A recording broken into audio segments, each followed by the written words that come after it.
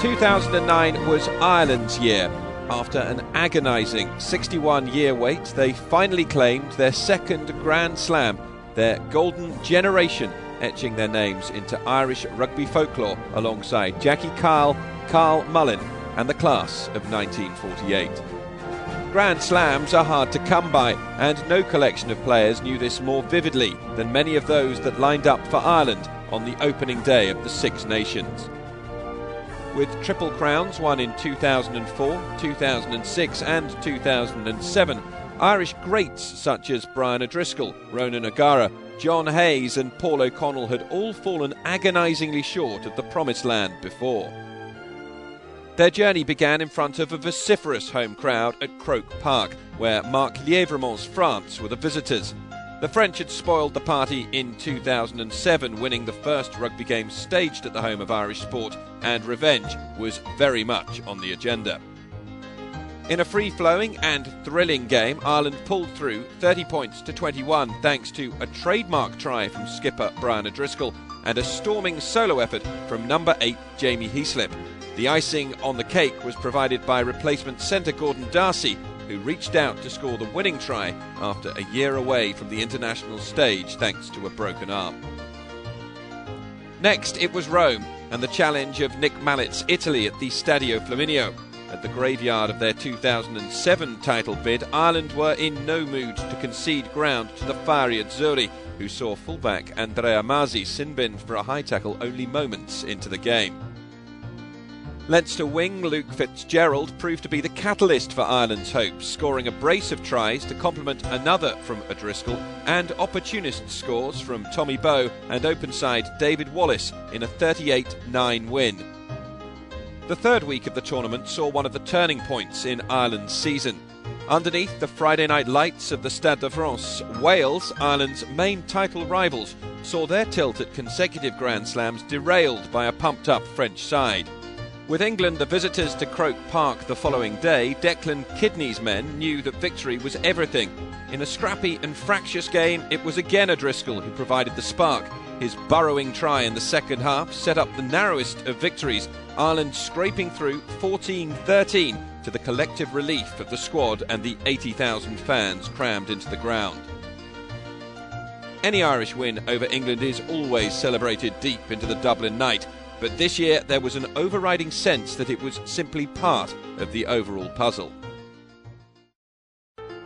The next crucial part of that puzzle was to be unlocked at Murrayfield, when Scotland were the next in line to attempt to halt the Irish charge. The Scots, under pressure after turgid showings against Wales, France and Italy, came out to scrap for all they were worth.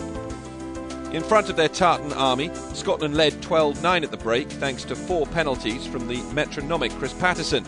It fell to Heaslip to correct the balance, the rangy number 8 confirming his Lions potential by latching on to a pass following a sniping run from scrum half Peter Stringer, scoring under the sticks and setting up a winner-takes-all showdown with Wales in Cardiff. History was in the making. Ireland's fans descended on the Welsh capital in their thousands, some with tickets, some without, but all came with hope. Wales, the defending champions, could yet spoil the party and claim the Triple Crown and the championship title for themselves with a 13-point win. The tension was tangible as kick-off drew near and the anthems were greeted with even more fervour than normal. And with such high stakes and some scores to settle, it was no surprise to see tempers boil over in the early exchanges. It was the hosts who broke the deadlock as the boot of fly-half Stephen Jones edged Wales ahead with 2 first-half penalties and closer to the 13-point win that would see them pip Ireland to the title.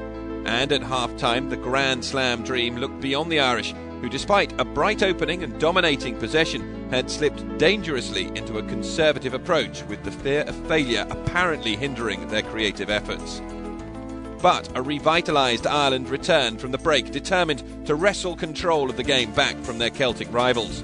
And like so many times before, it was their captain and talisman, Brian O'Driscoll, who led the way with the first try of the game to lift his side. The conversion from O'Gara gave them the lead for the first time in the match, and they were soon celebrating again as winger Tommy Bowe raced away for their second. The dream was alive and well. Wales were not finished, however. The boot of Jones again came into play as he first drew his side to within 2 points and finally into the lead with a drop goal in the 74th minute.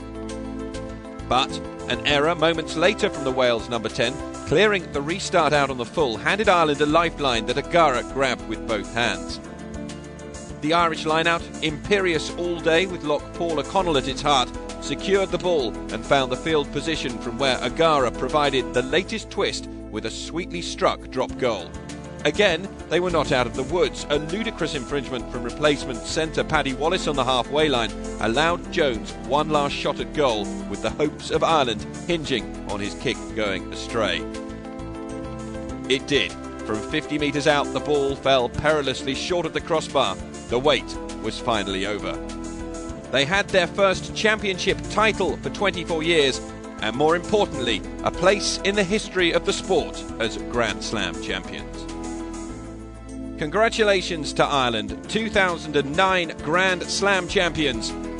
With Hugh Baines, Graham Jenkins and Adam Williams, this is Jonathan Harris-Bass for Scrum.com.